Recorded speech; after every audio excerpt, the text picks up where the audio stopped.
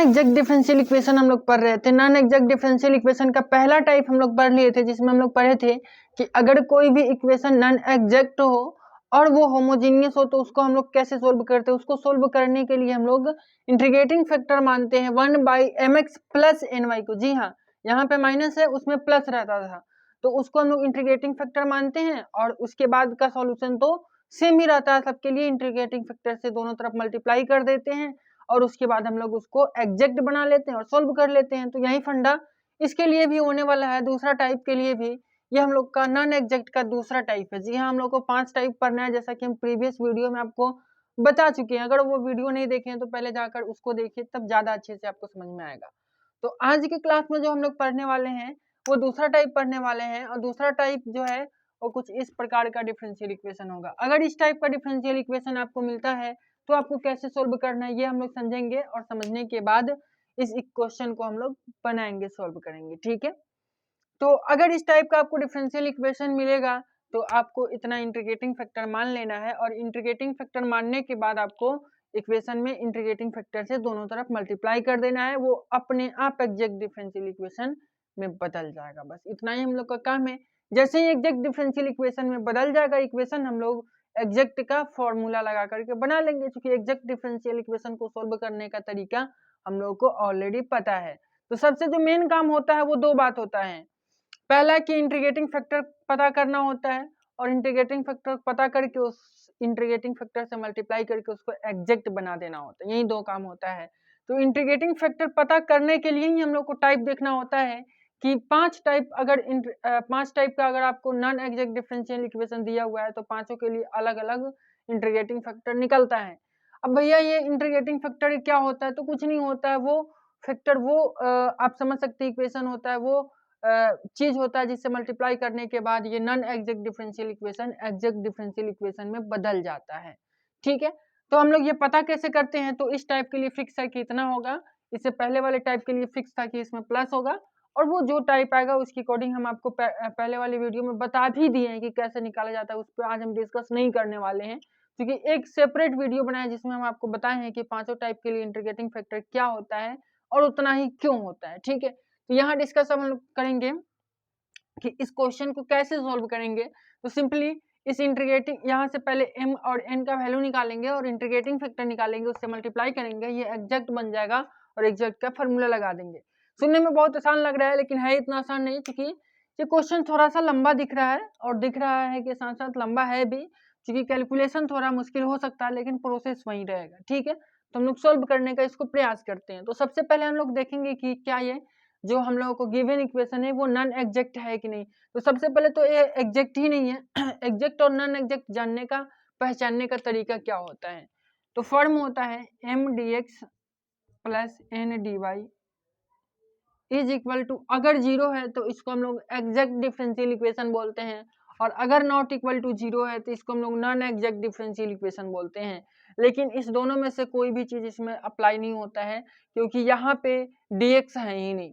ठीक है, और यहाँ dy के जगह पे dy बाई dx है। तो सबसे पहले तो हम लोगों को इसको एग्जैक्ट या फिर नॉन एग्जैक्ट डिफरेंशियल इक्वेशन में चेंज करना होगा।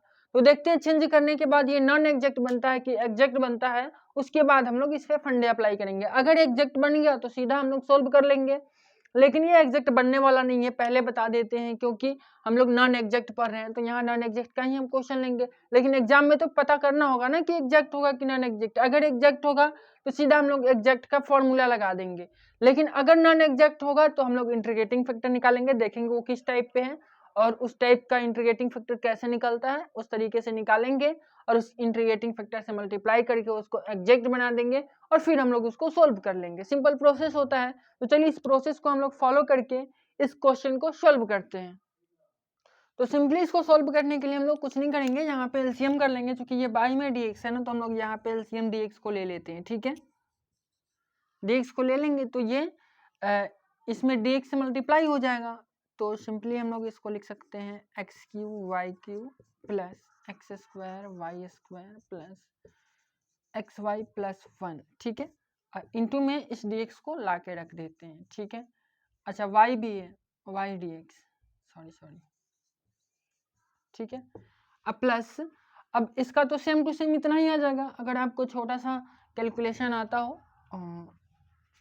ये तो सिंपल सी बात है, x cube y cube minus x square y square minus x Y plus 1, ठीक है, और इंटू एक्स डी वाई हो जाएगा इज इक्वल टू 0।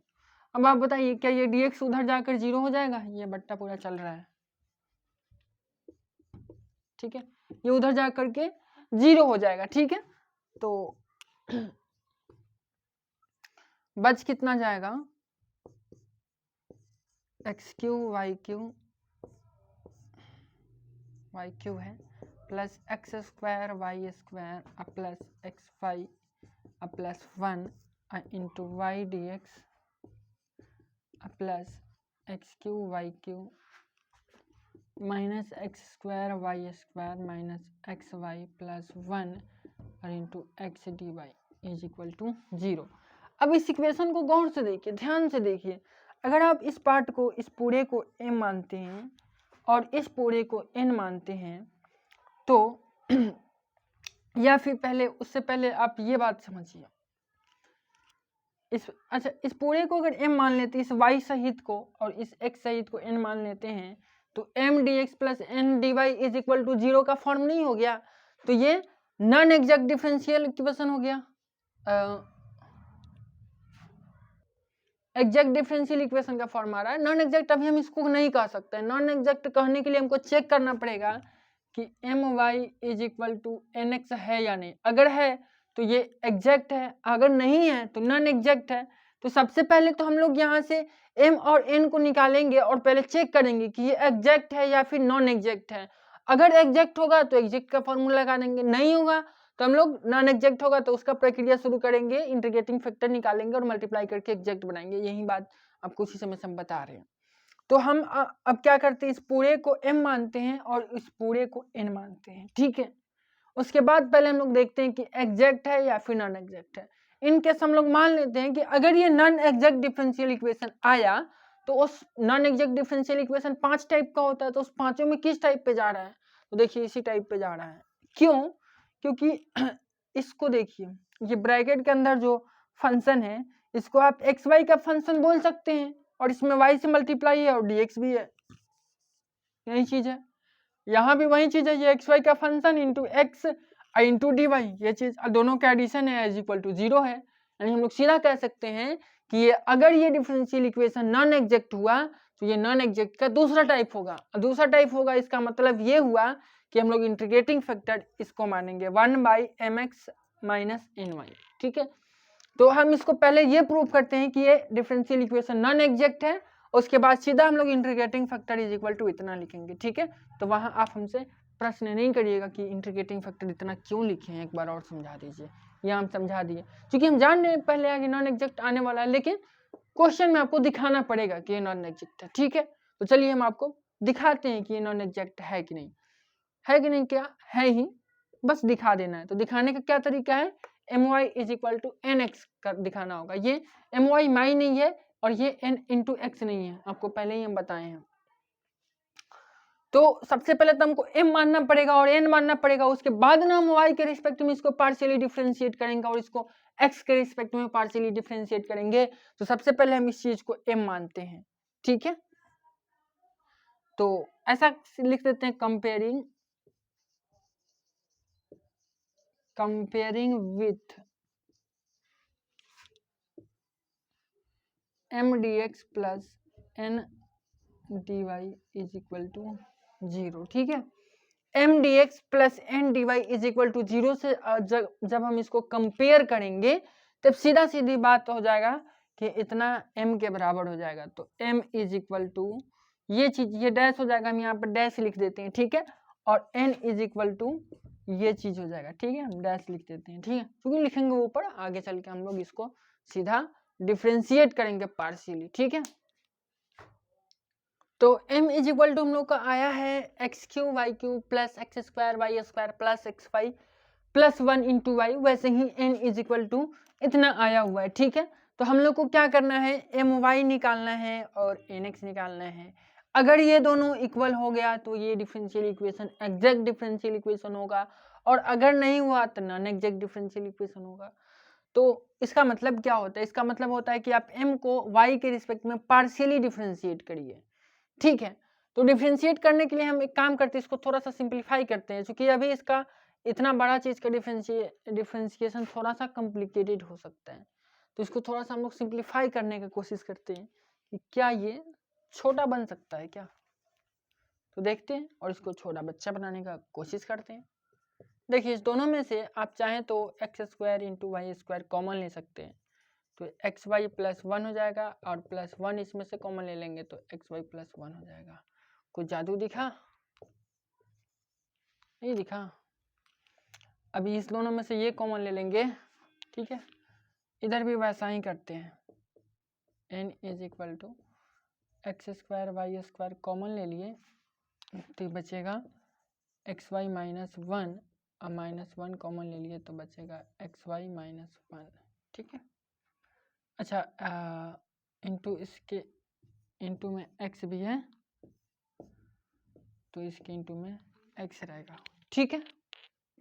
चलिए अब इस दोनों में से एक्स वाई प्लस 1 को कॉमन ले लिए, तो ये बचा x square into Y square और प्लस 1 इंटू हो गया y, एंड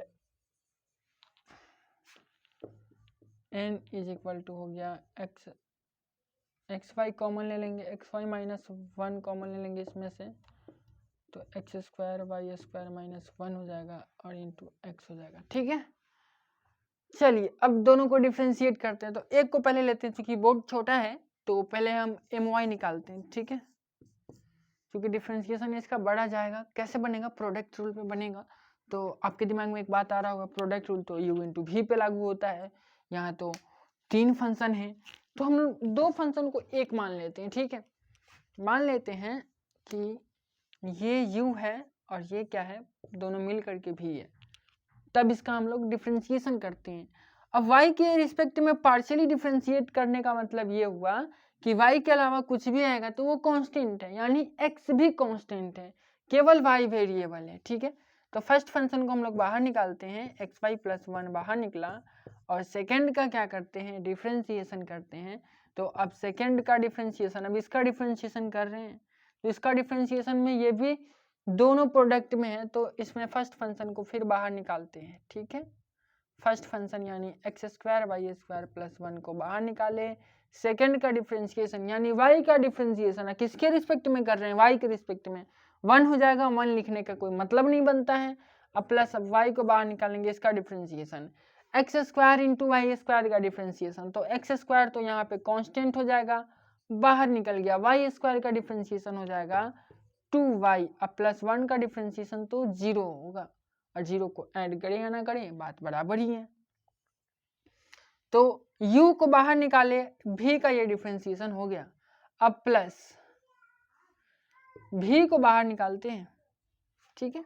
तो v को बाहर निकाले, x square into Y square plus 1, और u का डिफ्रेंशिएशन करते हैं, इसका डिफ्रेंशिएशन करते हैं, तो एक्स वाई का डिफ्रेंशिएशन, x बाहर निकला, y का डिफ्रेंशिएशन 1, और 1 का डिफ्रेंशिएशन होता है 0, यानी इंटू सीधा x हो जाएगा, ठीक है।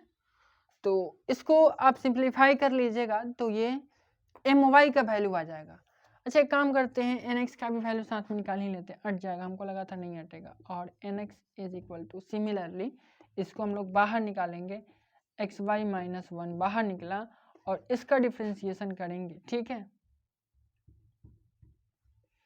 इसका डिफ्रेंशिएशन करने के लिए x square into Y square minus 1 बाहर निकला, और x का डिफ्रेंशिएशन होता है 1, सॉरी x के रिस्पेक्ट में 1 होगा, हाँ। और उसके बाद फिर हम लोग प्लस x को बाहर निकालेंगे और इसका डिफ्रेंशिएशन करेंगे, तो x के रिस्पेक्ट में कर रहे हैं तो वाई स्क्वायर कॉन्स्टेंट हो जाएगा, वाई स्क्वायर कॉन्स्टेंट हो गया, एक्स स्क्वायर का हो जाएगा 2x, ठीक है, ठीक है। तो ये फंक्शन बाहर निकला और इसका इंटीग्रेशन हुआ, अब इसको बाहर निकालेंगे और इसका इंटीग्रेशन करेंगे, तो इसको बाहर निकाले यानी x square into Y square minus 1 into x बाहर निकला, और इसका एक्स वाई का डिफ्रेंशिएशन ध्यान दीजिएगा x के रिस्पेक्ट में करेंगे, तो y हो जाएगा कांस्टेंट, बाहर निकल गया, और x का डिफ्रेंशिएशन होता है 1। ठीक है, तो इसको बाहर निकाले, इसका डिफ्रेंशिएशन, अब इसको बाहर निकाले और इसका डिफ्रेंशिएशन हो गया आपका y। ठीक है, यहाँ तक तो कोई दिक्कत नहीं होनी चाहिए। इस वाले केस में ये y छूट रहा है क्या? v को जब बाहर निकालेंगे तो v के साथ y भी आएगा। ठीक है, चलिए अब हम लोग इसको क्या करते हैं, इसको सिंप्लीफाई करेंगे। सिंप्लीफाई करके ये देखते हैं कि क्या दोनों इक्वल है। अगर इक्वल है तो वो एग्जैक्ट डिफरेंशियल इक्वेशन, और इक्वल नहीं है तो नॉन एग्जैक्ट डिफरेंशियल इक्वेशन होगा। तो आपके सामने आप खुद देखिए ये इक्वल है कि नहीं। हमको तो किसी भी एंगल से इक्वल नहीं लगता है। एक बार थोड़ा सा और इसको सिंप्लीफाई करके देख लेते हैं by the way, in case. अब इसको देख लीजिए, ये x square into Y square है, और जब इसको मल्टीप्लाई करेंगे पूरे को तो 2x स्क्वायर पहले से वाई इंटू वाई स्क्वायर हो जाएगा, 2x square y square plus x square y square, 3x square plus y square हो जाएगा, 3x square plus x square into Y square plus 1 हो जाएगा। और ये देख लीजिए, ये प्लस है x square y square plus 1 into x y. ठीक है, एंड nx कितना है, nx को ध्यान से देखिए। nx में एक्स वाई माइनस 1 है, और इंटू में x square into Y square, और जब इसको मल्टीप्लाई करेंगे तो 2x स्क्वायर वाई स्क्वायर हो जाएगा, यानी ये हो जाएगा 3x स्क्वायर वाई स्क्वायर, और प्लस में माइनस में 1। अच्छा ये प्लस था ना, इसको वहाँ प्लस था, अब प्लस यहाँ पे इसको जब मल्टीप्लाई करेंगे तो हो जाएगा x square y square minus 1 into x y. देख रहे हैं सारा डिजिट सेम है, इसमें प्लस है तो उसमें माइनस है प्लस की जगह पे, तो कभी भी इक्वल नहीं हो सकता है, क्योंकि बाकी सारे चीज़ें भी सेम है, ये भी सेम है, ये भी सेम है, ये भी सेम है। यहाँ पे खाली माइनस का डिफरेंट है, यहाँ माइनस है, यहाँ माइनस है, यहाँ माइनस है, बाकी सारे डिजिट सेम है, तो ये कभी भी इक्वल नहीं हो सकता है। और जब ये इक्वल नहीं हो सकता है तो हम लोग लिखेंगे चूंकि M Y don't equal to N X, इसलिए it is a non exact differential equation. ठीक है, अब चूंकि ये नॉन एग्जैक्ट डिफरेंशियल इक्वेशन हो गया, तब हम लोग चेकअप करेंगे कि ये नॉन एग्जैक्ट के किस टाइप पे है। तो पहले ही हम लोग इस पे चर्चा कर लिए थे कि नॉन एग्जैक्ट के दूसरे नंबर टाइप पे है, जिसके लिए इंटीग्रेटिंग फैक्टर हम लोग निकालते हैं। Integrating factor I F is equal to 1/mx plus N y. ठीक है, तो 1/mx प्लस एन वाई का हम लोग वैल्यू निकालेंगे, ये इंटीग्रेटिंग फैक्टर होगा, इससे हम लोग मल्टीप्लाई करके इस इक्वेशन को क्या करेंगे, एग्जैक्ट डिफरेंशियल इक्वेशन बना लेंगे। ठीक है, और उसके बाद उसका फॉर्मूला लगा करके सॉल्व कर लेंगे। ठीक है, तो चलिए हम लोग इंटीग्रेटिंग फैक्टर का वैल्यू निकालते हैं। तो 1 अब जो m है उसमें हम लोग x से मल्टीप्लाई करते हैं। ठीक है, तो m का वैल्यू कितना है, m का वैल्यू यही था। ठीक है, m का वैल्यू यही है, और n का वैल्यू ये है। ठीक है, तो इस m के वैल्यू में x से मल्टीप्लाई करना है, तो 1 इसमें x से मल्टीप्लाई करेंगे तो यहाँ पे x आ जाएगा, यही तो होगा ना। करते हैं एक्स वाई प्लस 1। अच्छा हम लोग पहले ऐसा करते हैं, इंटीग्रेटिंग फैक्टर का एक काम करते हैं, 1 को भी छोड़ते हैं। इंटीग्रेटिंग फैक्टर हम लोग को इतना निकालना है ना, तो पहले हम लोग इसका वैल्यू निकाल लेते हैं mx प्लस एन वाई का, और उसके बाद यहाँ पे ला के रख देंगे सिंप्लीफाई करके, नहीं तो 1/1 ढूंढते रहेंगे कब तक। ठीक है, तो now mx plus N y is equal to, ठीक है, तो m इंटू एक्स, तो m का वैल्यू रखते हैं x Y plus 1 into x square into Y square plus 1 into x y कर लेंगे, क्योंकि x से मल्टीप्लाई करना था, y पहले से था। ठीक है, अब हम लोग nx का वैल्यू रख देंगे, सॉरी ny का वैल्यू रखेंगे। ठीक है, तो प्लस, एक minute,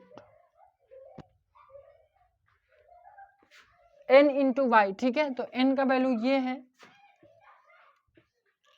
x y minus 1 into x square y square minus 1 into x y हो जाएगा, ठीक है। तो ये m x plus N Y का वैल्यू हुआ। इसको सिंप्लीफाई करते हैं और हम लोग इंटीग्रेटिंग फैक्टर निकालते हैं, उससे मल्टीप्लाई करेंगे और एग्जैक्ट डिफरेंशियल इक्वेशन बना लेंगे और फिर उसको हम लोग फॉर्मूला पे लगा के सिंप्लीफाई कर लेंगे। तो चलिए इसको कैसे सिंप्लीफाई करते हैं देखते हैं, थोड़ा सा दिमाग लगाते हैं। इस दोनों में एक्स वाई है तो एक्स वाई को हम लोग कॉमन खींच लेते हैं, ठीक है। अब इसमें बच रहा इतना। अब ध्यान से देखिए ये हम लोग कहाँ से बनाए हैं, ये चीज इसके इक्वल था, इसी चीज को तो सिंप्लीफाई करके हम लोग इतना किए थे मल्टीप्लाई में, तो इसके जगह पे हम लोग इसको लिखते हैं। क्यों लिख रहे हैं आगे समझ में आएगा। तो एक्स क्यू वाई क्यू, ठीक है, अब plus x square y square plus x Y plus 1, ठीक है। अब देखिए, अब प्लस, अब इसके जगह पे क्या था, इसके जगह पे ये था, तो plus x cube y cube minus x square y square minus x y minus sorry plus 1 into, ठीक है। अब ध्यान दीजिएगा यहाँ पे एक्स स्क्वायर वाई स्क्वायर खत्म, एक्स वाई खत्म। जब ये दोनों कट जाएंगे तब बचेंगे क्या, 3y square, 3x square y square और 3 sorry x cube y cube और एक्स क्यू वाई क्यू और ये भी है एक्स क्यू वाई क्यू, ठीक है। तो 2x क्यू वाई क्यू हो जाएगा, 1 + 1 2 हो जाएगा, ठीक है। इतना ही बचेगा। तो नीचे तो जगह नहीं है, ऊपर लिखते हैं। एक्चुअली थोड़ी सी गड़बड़ हो गई है, हम लोग को इंटीग्रेटिंग फैक्टर निकालना था I F is equal to 1/my, अरे यार, mx माइनस एन वाई, ठीक है। तो हम लोग निकाल रहे हैं प्लस, यही गलती हो गया है, प्लस तो फर्स्ट टाइप पे था, तो ठीक है यहाँ माइनस कर देना, यहाँ माइनस करने से यहाँ माइनस हो जाएगा, ये सारे रिजल्ट ही चेंज हो जाएंगे। तो वैसे भी ये नीचे जो हम कटाएं वो आपको दिख नहीं रहा होगा, मिटा देते हैं और सीधा आपको कैलकुलेशन करके हम बता देते हैं कि कितना आएगा, ठीक है। तो जब आप इंटीग्रेटिंग फैक्टर निकालेंगे, मतलब इसका तो वैल्यू सीधा यहाँ पे हम ऊपर ही लिख देते हैं, इसका वैल्यू आपको आ जाएगा 2x square into Y square into x Y plus 1, ठीक है। ये वैल्यू आ जाएगा आपका M Y plus N X का, sorry M x plus N Y का, ठीक है। ये वैल्यू आएगा। जब आप इंटीग्रेटिंग फैक्टर निकालेंगे तो ये 1/, हो जाएगा। तो आई एफ का जो वैल्यू हो जाएगा 1/, ठीक है,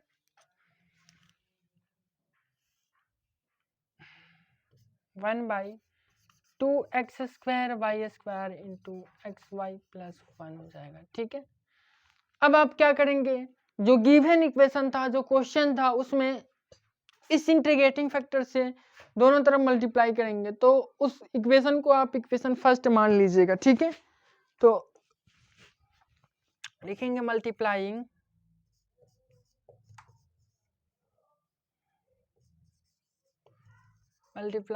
integrating factor by,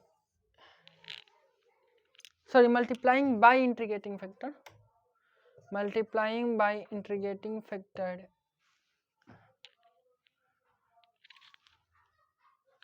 on both sides,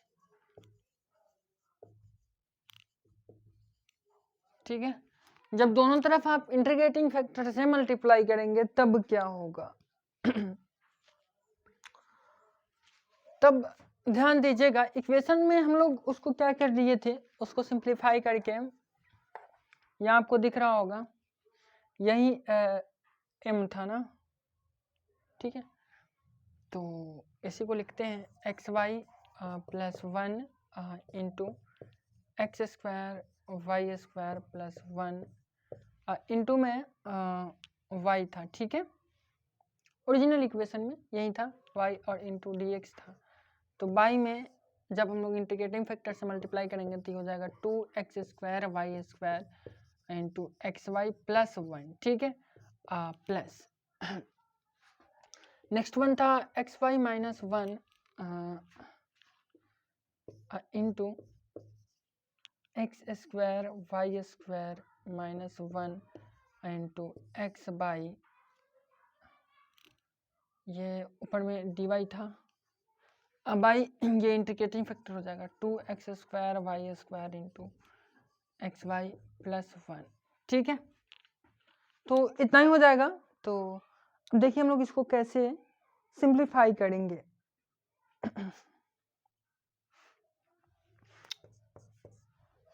ध्यान दीजिएगा, यहाँ इससे ये कट जाएगा, ठीक है, और एक y से एक y खत्म, तो ये हो जाएगा x square y plus 1 by 2x square y, ठीक है, इंटू डी एक्स प्लस इसको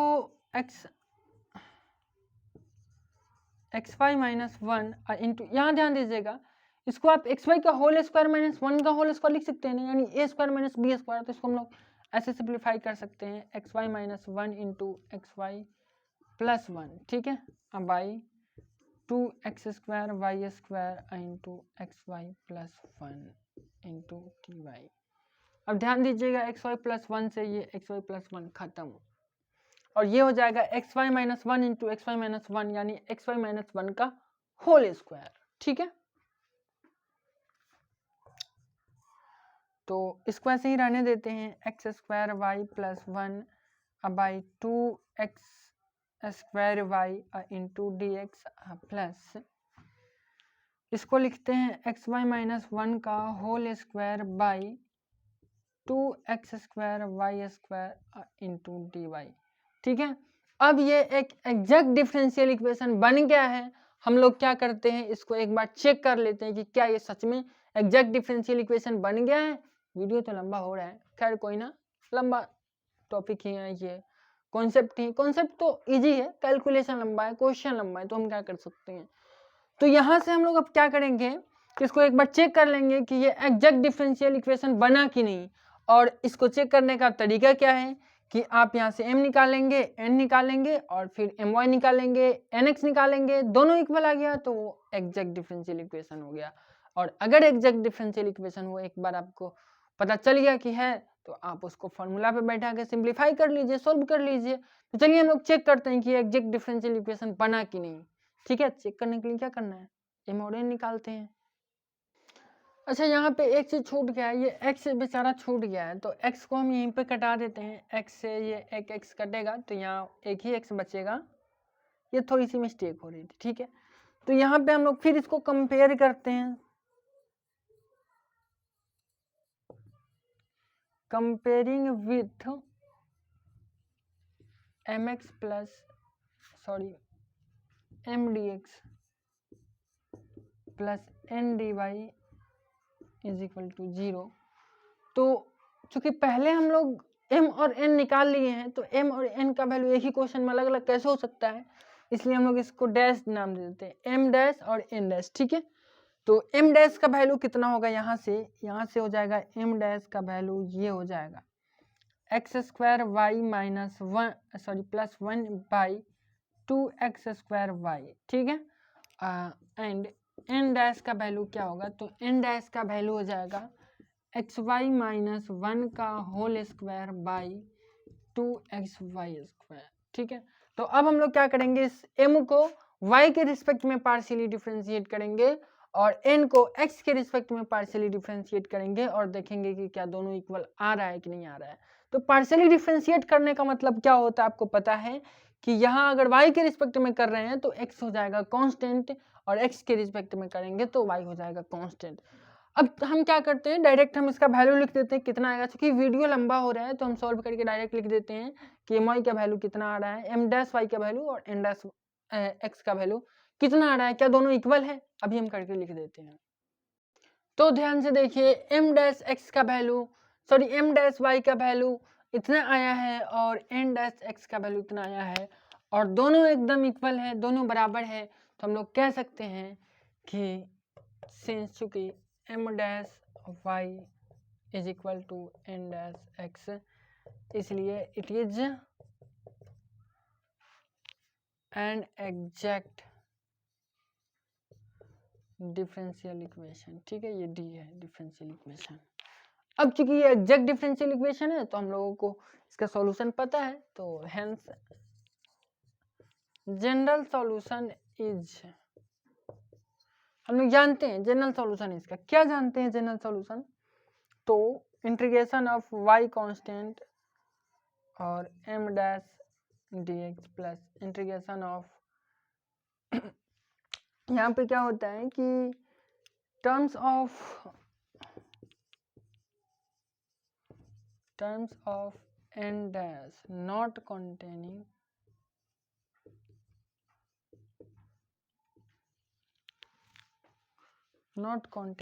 x, ठीक है, i इंटू डी वाई।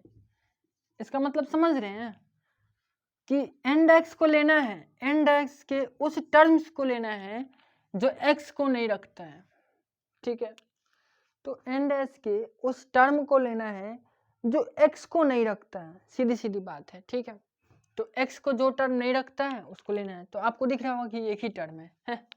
एक टर्म नहीं है, दो टर्म है। कैसे? आप इसको मल्टीप्लाई करिएगा तो ये दो टर्म हो जाएगा, तो उसी टर्म को लेना है जो x को नहीं रखता है, ठीक है, अगर ऐसा कोई टर्म नहीं है तो किसी भी टर्म को नहीं लेना है, सीधा बन जाएगा, ठीक है। तो देखते हैं आगे क्या होता है, पहले नीचे वाला मिटा देते हैं।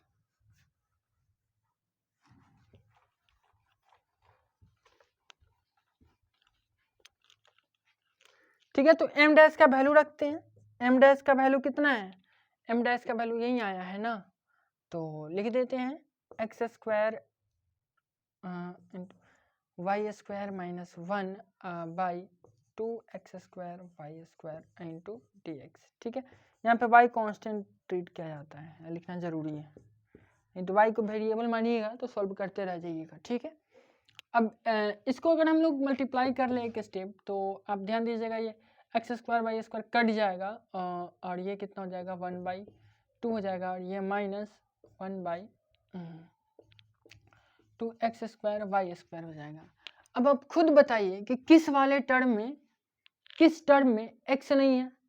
इस वाले टर्म में तो x है, लेकिन इस वाले टर्म में x नहीं है, तो किसको लेना चाहिए? 1/2 को लेना चाहिए, ठीक है, तो 1/2 को लेते हैं। लेकिन एक सेकंड गड़बड़ हो रही है, यहाँ m डैश को ना लेना था, हम तो ले लिए m डैश y को, m डैश y को थोड़ी लेना था, m डैश को लेना था, ठीक है। तो m डैश तो यहाँ मिट गया है, तो हम याद करके लिखते हैं, खोज के लिखते हैं कितना था, ठीक है। तो चलिए हम लोग लिख लिए यहाँ पे m डैश इतना था, ठीक है, इसमें चेंज हुआ है, पहले वाला नहीं है, यहाँ से वाई स्क्वायर हटा है, लेकिन n डैश इतना था। अब देखिए n डैश के साथ लफड़ा हो गया। अब इसमें हम कैसे पता लगाएं कि किस में x है किस में नहीं है? तो सबसे पहले इसको सिंप्लीफाई करके देखना होगा ना, तो चलिए देखते हैं। तो ये a माइनस बी का होल स्क्वायर हो जाएगा, तो a square minus 2ab plus b square, ठीक है, अब बाई 2x वाई स्क्वायर करते हैं। अब इस अलग अलग तीन टर्म में टूटेगा, तो आप खुद देख रहे हैं, खुद क्या, चलिए देख ही लेते हैं इसको क्या होता है।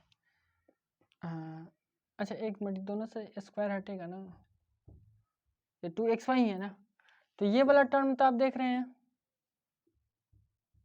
कर ही देते हैं। इस टर्म को जब कटाएंगे तो यहाँ x 1 है और यहाँ 2 है, तो एगो x बच जाएगा, यानी ये टर्म खत्म, x वाला टर्म हमको चाहिए नहीं, x बच जा रहा है। इस टर्म में देखिए y x तो खत्म हो जाएगा और y खत्म हो जाएगा, एगो y बचेगा, यानी 2 से 2 भी खत्म होगा, यानी -1/y बच रहा है, ठीक है। अब देखते हैं और भी कोई टर्म है क्या, तो इस टर्म में 1/, इतना करेंगे तो x बच जाएगा, यानी यही एक टर्म बच रहा है। कितना बच रहा है? -1/y बच रहा है। वही एक ऐसा टर्म है जिस टर्म में x नहीं होगा, ठीक है, तो इसी टर्म को लेना है, -1/y हो जाएगा इंटू टी वाई। चलिए अब इसको सिंप्लीफाई इज इक्वल टू 0 होता है, सिंप्लीफाई कर लेंगे, आ गया आंसर, ठीक है। चलिए इसका डिफरेंशिएशन करने के लिए इसको दो अलग अलग इंटीग्रेशन में हम लोग तोड़ेंगे, क्योंकि इसमें दो टर्म है। तो पहले टर्म में आप ध्यान दीजिएगा, जब इसको कटाएंगे तो x स्क्वायर से x स्क्वायर कट जाएगा, और यहाँ 2y है, यहाँ 1y है, तो 1y केवल बच जाएगा, और नीचे में 2, यानी इंटीग्रेशन ऑफ y/2 होगा, ठीक है, और इंटू डी एक्स। y क्या है यहाँ पे? कांस्टेंट है, आपको पता है, ठीक है। और दूसरा इंटीग्रेशन कुछ ऐसे होगा 1/2 2x² इंटू dx, ठीक है, माइनस ये 1/y का इंटीग्रेशन हो जाएगा log y, ठीक है, इज इक्वल टू 0। इधर लिख देते हैं। तो ये y/2 जो है ये तो पूरा का पूरा कांस्टेंट हो गया, क्योंकि x के रिस्पेक्ट में डिफरेंशिएशन कर रहा है और यहाँ स्पष्ट लिखा है कि y को आपको कांस्टेंट लेकर के चलना है, तो इंटीग्रेशन से बाहर आ जाएगा। तो y/2 और कुछ नहीं बचेगा तो इसका इंटीग्रेशन क्या हो जाएगा x, तो xy/2 हो जाएगा, ठीक है। तो इसका इंटीग्रेशन xy/2 और ये हो जाएगा इसका इंटीग्रेशन, ध्यान से देखिएगा। अब यहाँ पे प्लस, अब चूंकि यहाँ x है और y स्पष्ट आप जानते हैं कि कांस्टेंट है, तो 1/2y² कांस्टेंट हो जाएगा, ये बाहर आ जाएगा 1/2y²। अब 1/x² का इंटीग्रेशन ध्यान से देखिएगा, x² ऊपर जाएगा, तो x² जब ऊपर जाएगा, अलग से हम करके बता देते हैं, अगर इंटीग्रेशन ऐसा जाए x² का पावर -2 dx, तो इंटीग्रेशन का फॉर्मूला क्या कहता है, -2 + 1 बाई -2 + 1, तो यानी x का पावर कितना हो जाएगा, -1 हो जाएगा। अब बाई -1 यानी -1/x हो जाएगा, तो -1/x तो यहाँ कर लेते हैं माइनस, अब 1/x तो इसी में ना x से मल्टीप्लाई होगा, 2xy² हो जाएगा, ठीक है। अब minus log y is equal to 0, यही इस क्वेश्चन का आंसर हो जाएगा, ठीक है। उम्मीद करते हैं आपको क्वेश्चन अच्छे से समझ में आया होगा। अगर कोई दिक्कत है तो आप वीडियो को पीछे करके देख सकते हैं, बहुत ही अच्छे से हम आपको समझाने की कोशिश किए हैं, बहुत ही धीरे धीरे, इससे ज़्यादा स्लो नहीं हो सकता है। आप इसको 1-2 बार अच्छे से समझने का प्रयास करिएगा, जरूर समझ में आएगा, ठीक है। मिलते हैं नेक्स्ट क्लास में नेक्स्ट कॉन्सेप्ट के साथ और नेक्स्ट टाइप के साथ, तीसरे टाइप के साथ।